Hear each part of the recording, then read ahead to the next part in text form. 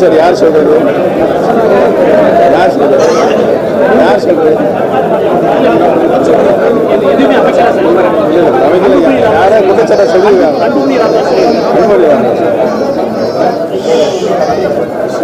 திமுக ஆட்சி பொறுப்பேற்று 3 ஆண்டு காலத்தில் பல்வேறு குளறுபடிகள் நிர்வாகத்தை நடத்துவதில் வேறு அவர்கள் சொன்ன தேர்தலுக்கு முன்பாக திராவிட முன்னேற்ற கழகத்தில் சொன்ன பெரும்பாலான வாக்குறுதிகளை நிறைவேற்ற அதில் ஒன்றுதான் இந்த மருத்துவக் கல்லூரி என்பதை தெரிவித்துக் கொள்கிறேன்.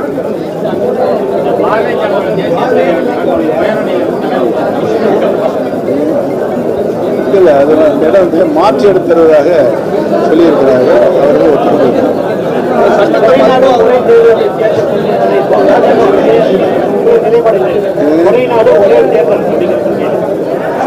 ஒரே நாடு ஒரே தேர்தல் என்ற சில விதிகள் முறையை ஏற்றுக்கொள்ளும் என்று டாக்டர் புரட்சி தலைவர் அவர்கள் சொல்லியிருக்கிறார்.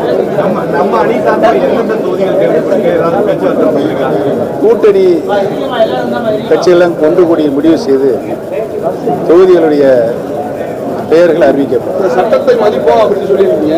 உச்ச நீதிமன்ற கொடுத்த தீர்ப்பு வந்து நீங்க கொடியையும் கட்சி பேரை பயன்படுத்தக்கூடாதுன்னு அதை நீங்க தொடர்ந்து நான் தான் பயன்படுத்தக்கூடாது என்று தீர்ப்பு இருக்கிறது. தொண்டர்கள் பயன்படுத்தலாம்.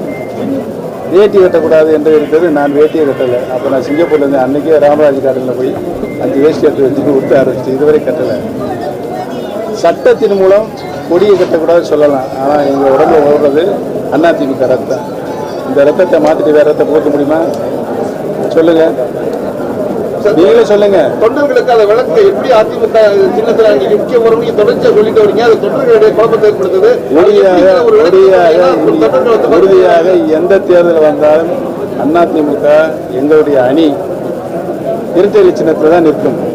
பாஜக கூட்டணியை முடித்த ஒரு புரட்சி கட்சி அதிமுக ஒரு உரைக்கு 2 கூடாதுன்னு இருக்காரு. அது என்ன புரட்சி? பாஜக வந்து வெளியே வந்த ஒரே புரட்சி கட்சி வந்து அதிமுக தான் அப்படின்ற ஒரு ஸ்டேட்மெண்ட் கொடுத்துருக்காரு.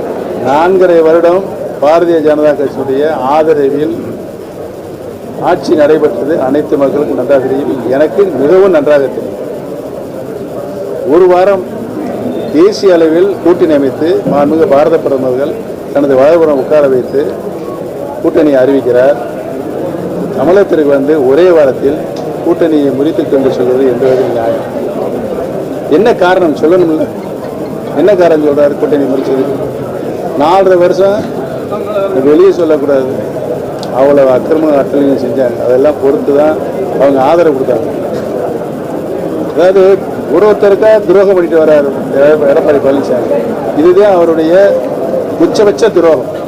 மதவாதத்தை ஆதரிக்காத எம்ஜிஆர், ஜெயலலிதா இவங்களுடைய கட்சியில இருந்து இப்ப நீங்க வந்து பிஜேபியில சேரணும்னு ஒரு கருத்தை சொல்றீங்க. அது எம்ஜிஆருக்கு செய்யற துரோகமாகாதா? எங்க 10 ஆண்டு காலம் இந்திய திருநாட்டை ஆண்டு கொண்டிருக்கிறார். யாரு? பாரதிய ஜனதா கட்சி. எந்த மூலை முடுக்கல அது தமிழகம் உட்பட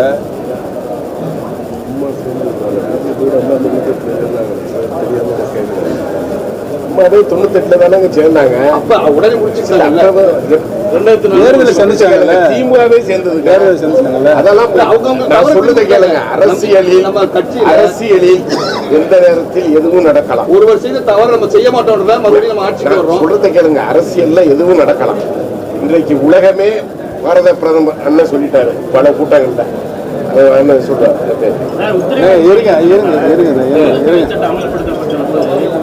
அத்தை மகள் மாமகளுக்கு திருமணம் பண்ணக்கூடாது, மீறி நடவடிக்கை எடுக்கணும்னு சொல்லியிருக்காங்க.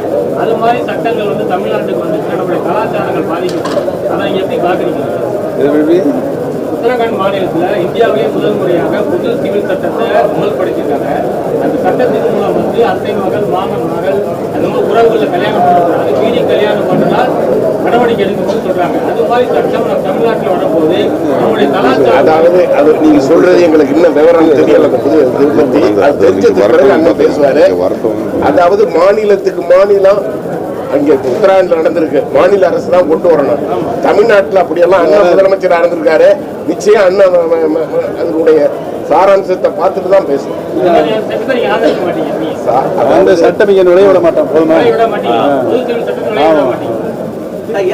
அதாவது நீங்க சொன்ன காரணம் மட்டும் அத்தை மகள் மாமகள் சொல்லி அதான் காரணம். ஒரு வலுவான கட்சி அதை இருக்கிய நீங்க இப்ப வந்து பிஜேபி என்ன செய்ய தொகுதி கொடுக்குதோ அதை இப்போ அப்படின்ற ஒரு நிலைப்பாடுக்கு நீங்க வந்திருக்கிறது என்ன காரணம்? நீங்களே நினைச்சுக்கிறீங்களா?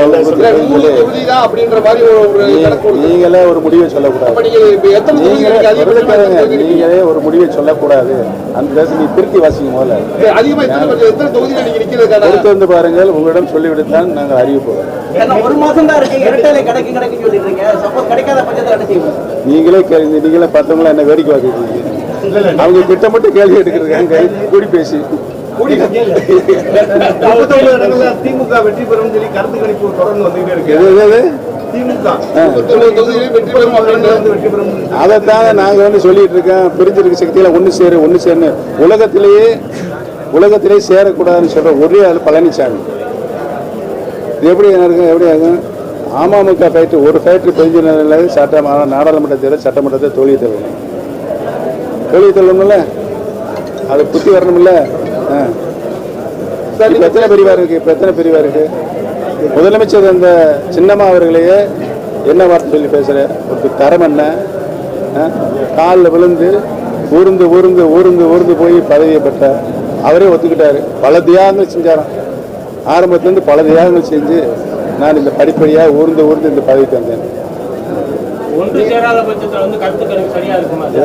கருத்து கணிப்பு போட்டு இருக்கிறார்கள். அது தேர்தல் முடிவுக்கு பின்னால் தெரியும். நாம எங்களுடைய நிலைமை சொல்றேங்க. கட்சியினுடைய நிலைமையில வந்து எடப்பாடி பழனிசாமி கட்சியை சின்ன பண்ணா படுத்தி விட்டார். அவர் பொறுப்புக்கு வந்ததுக்கு பின்னால, முதலமைச்சர் வந்ததுக்கு பின்னால, பொதுச் செயலாளர் வந்ததுக்கு அவரை மகனை சுட்டுக் கொண்டு கட்சியை 2ஆக 3ஆக 5ஆக உடைத்திருக்கிறார். ஆகவேதான் நாங்கள் தொண்டர்களை இணைக்கின்ற முயற்சியில் நாங்கள் இன்றைக்கு ஈடுபட்டிருக்கிறோம். உறுதியாக நாங்கள் வெற்றி பெறுவோம். தக்க பாடம் புகட்டுவார்கள். இந்த நாடாளுமன்ற தேர்தலில் பழனிசாமிக்கு தக்க பாடம் புகட்டுவார்கள். ஏங்க அவள் இது பண்ணாங்கல்ல, அவர் பொதுச்செயலாளர் வந்து ஈரோடு சட்டமன்ற கழகத்தில் வெற்றி பெறல. ஏன் வெற்றி பெறல? 89 அம்மா வந்து சேவல் சேர்ந்துக்கும் போது 5 தொகுதி வெற்றி பெற்றாங்க. 66,000 ஓட்டு தேசத்தில் வந்து தோக்குதுன்னா கேவலமல்ல. அதை நீங்க விட்டு கொடுத்ததே முதல்ல தவறுங்கிறாங்க. அந்த ஈரோடு தொகுதியை நீங்க வந்து அண்ணாமலை சொன்னதுக்காக நீங்க விட்டு கொடுத்தேன்னு நீங்க பேசல. எங்களுக்கு வந்து எதிர்கட்சி திமுக தோற்கடிக்கப்பட வேண்டும் என்று நம்ம ஓட்டு செதறக்கூடாதுன்னு சொன்னாரு. நாங்கள் விட்டு கொடுத்தோம். நம்மள சொரத்துக்களை முடிக்க விடுங்க. நீங்களா பேசிக்கிட்டே இருந்தீங்க. முடிக்க விடுங்க.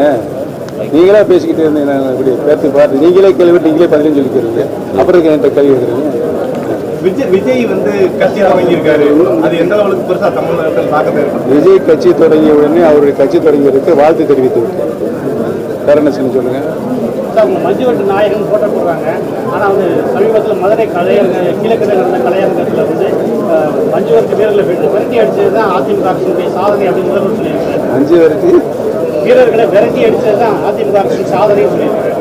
வீரர்களையா? யார் சொன்னது? ஸ்டாலின் சொன்னாரு. அப்படியா? 9 வருஷம் வாடிவாசல பூட்டி போட்டுதான் அவருடைய எவ்வளவு பெரிய போராட்டம் சென்னை மெரினா பீச்சில் நடந்தது தெரியும். 15 நாள் 10 லட்சம் மக்கள் உட்காந்துக்கிட்டாங்க.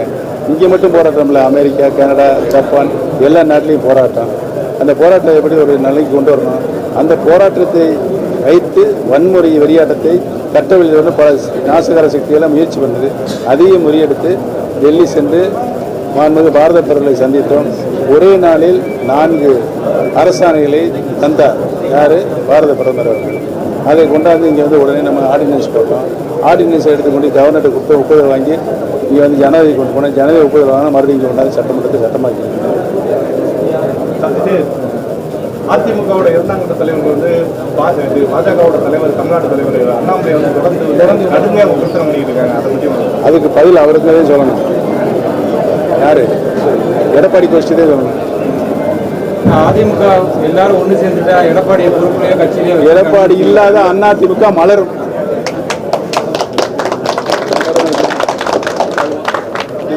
இது உங்களுக்கு சந்தோஷப்படுறீங்க.